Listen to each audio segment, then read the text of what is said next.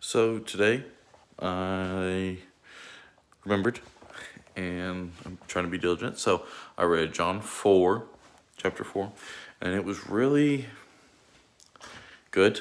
I think I've read this one a lot more. Definitely grown up in church and been part of ministries. You always hear the phrasings that are put into this.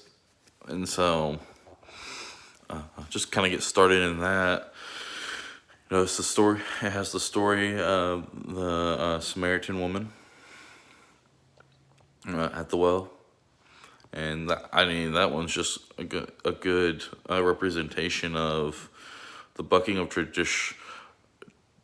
fake traditional rules, in a sense, doctrine basically, that really had nothing to do with loving God or preparing the way for Christ at all. And so I just always really enjoy reading that, because that just reminds me, don't get hung up on doctrine of the church, because the doctrine of the church really doesn't matter.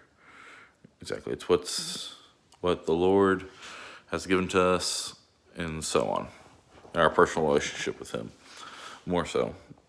And then the second thing that really, we hear about, and I really enjoy just reading, is when Christ is talking about basically just said a parable almost, but it was basically just saying, we always talk about being people are ready for the harvest. They start talking about the harvest 3 months in advance. And I'm from agrarian background, and I'm thinking, yeah, everyone talks as soon as the harvest is done, people are talking about next year's harvest.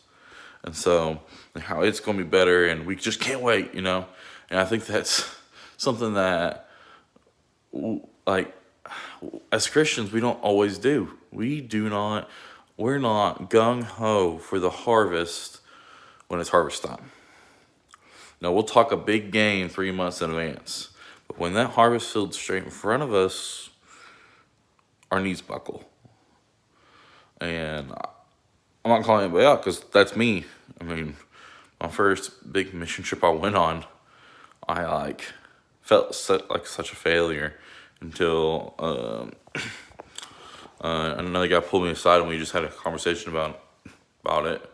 And what was hindering me, it was fear of not being able to do the work of the Lord. And so when looking at the harvest fields plenty with the field of white grain,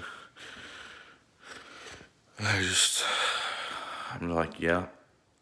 And that's anywhere you are in life, there's always a harvest field. But also like the point he made, that there's always somebody reaping, but there's also somebody sowing, which goes into yesterday. We talked about how we may not be the ones who reap, but there will be somebody who sows. Or we may not always be the one who reaps, but we may be the person who's sowing the seeds. And so that's just kind of thought of, I really like how that kind of ended up coming together, in just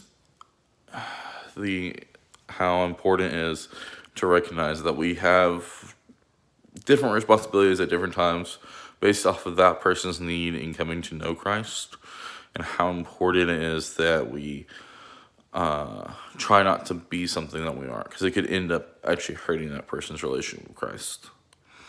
That's kind of my thoughts on it. So, later.